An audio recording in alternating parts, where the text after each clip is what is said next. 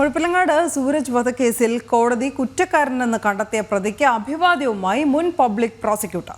തലശ്ശേരി കോടതിയിലെ മുൻ public prosecutor Bineesha ഹേമന്താണ് വിവാദത്തിലായത്. മുഖ്യമന്ത്രിയുടെ പ്രസ് സെക്രട്ടറി PM മനോജിന്റെ സഹോദരൻ മനോരാജ് നാരായണനെ സമൂഹമാധ്യമ കുറിപ്പിൽ സഹോദരൻ, പ്രിയപ്പെട്ടവൻ, കരുത്തായവൻ തുടങ്ങിയ വാക്കുകൾ കൊണ്ട് അഭിസംബോധന ചെയ്താണ് അദ്ദേഹം രംഗത്തെത്തിയിരിക്കുന്നത്. RSS പ്രവർത്തകർ കൊല്ലപ്പെട്ട 3 കേസിലും മറ്റ് നിരവധി കേസുകളിലും പബ്ലിക് പ്രോസിക്യൂട്ടറായിരുന്നു ബിനീഷ ഹേമന്ത്. മിഥുൻ പിള്ള വിവരങ്ങളുമായി ചേരുന്നു. മിഥുൻ, വാർത്തയുടെ വിശദാംശങ്ങൾ. കൊലക്കേസ് പ്രതിക്ക് അഭിവാദ്യവുമായാണ് മുൻ പബ്ലിക് പ്രോസിക്യൂട്ടർ ഇപ്പോൾ രംഗത്തെത്തിയിരിക്കുന്നത്. തലശ്ശേരി കോടതിയിലെ മുൻ പബ്ലിക് പ്രോസിക്യൂട്ടറായ ബിനീഷ ഹേമന്താണ് മുഴപ്പിലങ്ങാട് എളമ്പിലായി സൂരജ് വധക്കേസിൽ കോടതി തന്നെ കുറ്റക്കാരനാണെന്ന് കണ്ടെത്തിയ ക്രിമിനലിന് അഭിവാദ്യം അർപ്പിച്ചിരിക്കുന്നത്.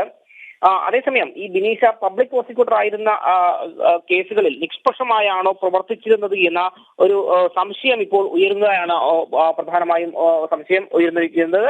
ഇതിൽ തന്നെ എടുത്തു പറയേണ്ടത് തലശ്ശേരി കോടതിയിൽ, അതായത് തലശ്ശേരി കോടതിയിലെ മുൻ പബ്ലിക് പ്രോസിക്യൂട്ടറായ ബിനീഷ ഹേമന്ത് ഈ കേസുമായി ബന്ധപ്പെട്ട്, അതായത് എളമ്പിലായി സൂരജ് വധക്കേസിൽ കുറ്റക്കാരനാണെന്ന് കോടതി കണ്ടെത്തിയ മുഖ്യമന്ത്രിയുടെ പ്രസ് സെക്രട്ടറി PM മനോജിന്റെ സഹോദരൻ മനോരാജ് നാരായണനെ സഹോദരൻ, പ്രിയപ്പെട്ടവൻ, കരുത്തായ എന്നീ വാക്കുകൾ കൊണ്ടാണ് അഭിസംബോധന ചെയ്തിരിക്കുന്നത്.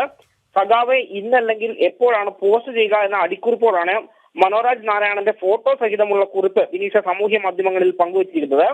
ബിനീഷ തലശ്ശേരി കോടതിയിൽ ഗവൺമെന്റ് പബ്ലിക് പ്രോസിക്യൂട്ടറായി ഹാജരായ RSS പ്രവർത്തകൻ മള്ളന്നൂരിലെ ബിജുവിന്റെ കൊലക്കേസ്, അതുപോലെ തന്നെ 2019 കോടിയേരി മൂഴിക്കര പ്രേമൻ വധക്കേസ്, 2020 സൂരജ് വധക്കേസ് തുടങ്ങി 3 കേസുകളിലും ഈ ബിനീഷ തന്നെയായിരുന്നു പബ്ലിക് പ്രോസിക്യൂട്ടർ. ആ 3 കേസുകളിലും CPF പ്രവർത്തകരെ വെറുതെ വിടുന്നൊരു സാഹചര്യമാണ് ഉണ്ടായത്. ഈ കൊലപാതകയെ പിന്തുണച്ച് ഇവർ രംഗത്ത് വന്നതിന് പിന്നാലെ ഇവർ പബ്ലിക് പ്രോസിക്യൂട്ടർ ആയിരുന്ന കേസുകളിൽ CPM പ്രവർത്തകരെ വെറുതെ വിട്ടതും ചർച്ചയാവുന്നുണ്ട്. ഇത്തരം കേസുകളിൽ ഇവർ നിഷ്പക്ഷമായാണോ പ്രവർത്തിച്ചതെന്ന് എന്ന ഒരു ആരോപണമാണ് ഇപ്പോൾ ഉയർന്നിരിക്കുന്നത്. ആവശ്യമെങ്കിൽ നിയമവിരുദ്ധരുമായി ആലോചിച്ച് ഇവർ പബ്ലിക് പ്രോസിക്യൂട്ടർ ആയിരുന്ന കേസുകളിൽ പ്രതിയെ വെറുതെ വിട്ട കേസുകളിൽ അത് പുനർവിചാരണ നടത്തണമെന്നൊരു ആവശ്യവുമായി മുന്നോട്ട് വരാൻ തന്നെയാണ് ഇപ്പോൾ കുടുംബത്തിന്റെ തീരുമാനം.